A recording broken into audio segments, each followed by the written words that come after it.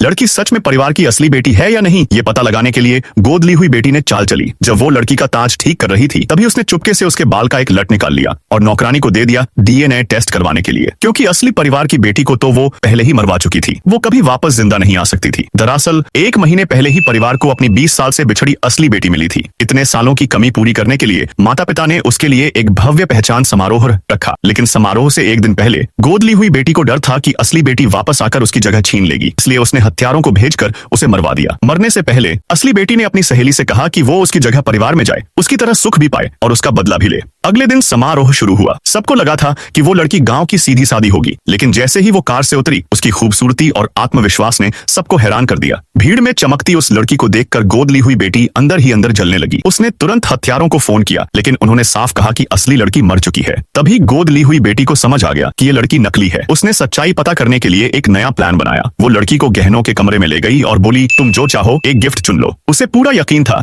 कि गांव में पली लड़की महंगे गहनों की पहचान नहीं कर पाएगी, लेकिन लड़की ने चारों तरफ देखकर सीधे सबसे साधारण दिखने वाला ताज चुन लिया। गोद ली हुई बेटी के अंदर गुस्सा फट पड़ा, क्योंकि वो उसका सबसे कीमती गहना था। उसने बहाना बनाया कि ये ताज उसकी माँ ने दिया था, इसलिए वो इसे नहीं दे सकती। माँ ने लड़की को दूसरा गहना चुनने को कहा, लेकिन लड़की की आंखों में आंसू आ गए। उसने कहा, दीदी कितनी खुशकिस्मत है, मुझे तो मेरे जन्मदिन पर सिर्फ एक अंडा मिला था। ये सुनकर माँ का दिल पिघल गया और उसने वही ताज लड़की को दे दिया। अब गोद ली हुई बेटी से बर्दाश्त नहीं हुआ। उसने बहाना बनाया कि लड़की कमजोर लग रही है, इसलिए डॉक्टर से चेकअप करवाना चाहिए, ताकि उसी बहाने डीएनए टेस्ट भी हो जाए। लड़की ये सुनकर घबरा गई, लेकिन शक से बचने के लिए वो सीधे बाथरूम भाग गई। वहां जाकर उसने जल्दी जल्दी हाथ धोना शुरू कर दिया। माँ ने पूछा, क्या कर रही हो? तो लड़की डरते हुए बोली, मैं गांव से हूँ, लेकिन बीमार नहीं हूँ। लोग कहते हैं मैं वायरस लेकर आई हूँ। ये सुनकर माँ गुस्से से भर गई। उसे अपनी बेटी पर इतना बड़ा आरोप सुनकर बहुत दुख हुआ। उसी समय गोद ली हुई बेटी डॉक्टर को लेकर आ गई, लेकिन माँ ने तुरंत उसे भगा दिया और सख्त मना कर दिया कि बिना उसकी इजाजत कोई लड़की की जांच नहीं करेगा। फिर माँ ने गोद ली हुई बेटी को बाहर बुलाकर चेतावनी दी कि आगे से वो सीमा में रहे।